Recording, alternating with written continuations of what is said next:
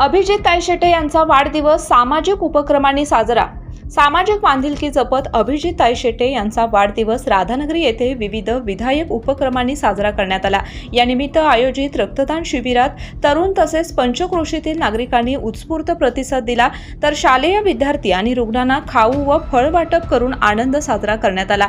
वाढदिवसाचे औचित्य साधून genesis college Radhanagari येथे भव्य रक्तदान शिबिराचे आयोजित करण्यात आले होते। या शिबिरामध्ये जेनेसिस कॉलेजच्या फार्मसी व नर्सिंग विभागाच्या विद्यार्थ्यांनी तसेच परिसरातील सुजाण नागरिकांनी मोठ्या संख्येने सहभाग नोंदवला।